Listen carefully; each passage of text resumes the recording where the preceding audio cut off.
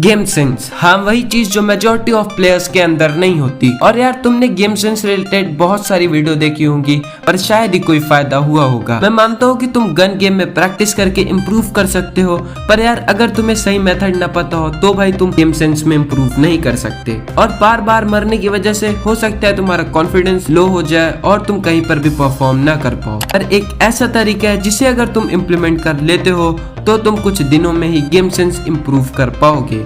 और यार अगर तुम सीरियसली इम्प्रूव करना चाहते हो तो ये वीडियो के पॉइंट्स तुम अच्छे से समझ पाओगे और ये वीडियो सिर्फ सीरियस प्लेयर्स को ही पसंद आने वाली है। तो वो तरीका है क्या और उसे कैसे मास्टर करना है, तो इस मेथड को मैं कहता हूँ द गेम चेंजर्स। तो इस गेम चेंजर मेथड में आते हैं द 4 गेम सेंस रिक्वायरमेंट। तो ये जो पॉइंट्स हैं ये कुछ सिचुएशन में वैलिड नहीं है, तो वो कौन सी सिचुएशन है वो मैं तुम्हें एंड में बताऊंगा। तो इन पॉइंट्स को हम ऐसे समझते हैं कि तुम ड्रॉप लेते हो तो तुम्हें फाइट लेनी है, तुम कैसे फाइट में एंगेज होगे। पहले गेम चेंजिंग पॉइंट पर आते हैं, नो द एंगल्स। तो इस पॉइंट के अकॉर्डिंग कभी भी अगर तुम फाइट में इंगेज होने जा रहे हो तो तुम्हें ये पता होना चाहिए कि अपोनेंट कौन सा एंगल होल्ड करके बैठा है। इसका मतलब है कि तुम्हें अपने अपोनेंट की पोजीशन पता होनी चाहिए। तो ये तो ठीक है कि पोजीशन पता होनी चाहिए, पर पता करें कैसे, तो इसके लिए मैं तुम्हें लास्ट में 2 पॉइंट्स बताऊंगा। तो अब आते हैं सेकेंड पॉइंट पर, जो की है रेडी और नॉट। तो इसमें तुम्हें करना ये है कि तुम्हें देखना है कि क्या तुम्हारे पास प्रॉपर वेस्ट, हेलमेट या गन है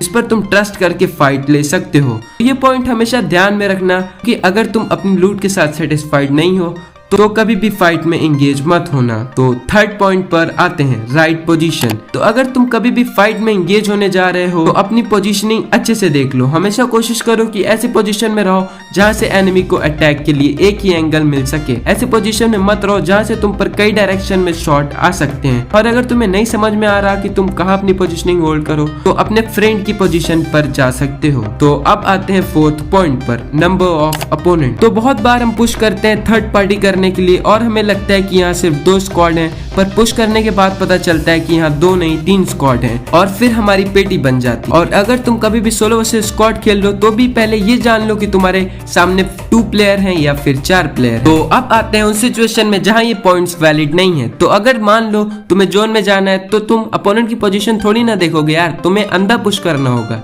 ऐसा ही होता है जब हम कम्पिटिटिव खेलते हैं, वहां पर हमें एक नॉक करते ही अंधा पुश करना होता है। कभी कभी ये पॉइंट्स हमें ध्यान में नहीं रखने होते, हमें सिचुएशन के अकॉर्डिंग वहां पे एक्शंस लेने पड़ते हैं। तो अब बात करते हैं कि तुम अपोनेंट की पोजीशन कैसे जानोगे। तो अपोनेंट को स्पॉट करने के 2 मेथड है, एक साउंड से और एक जो मैंने खुद डिस्कवर की है। अगर वो मेथड जानना है तो राइट वाली वीडियो देख लो, अगर साउंड से जानना है तो लेफ्ट वाली वीडियो देख लो।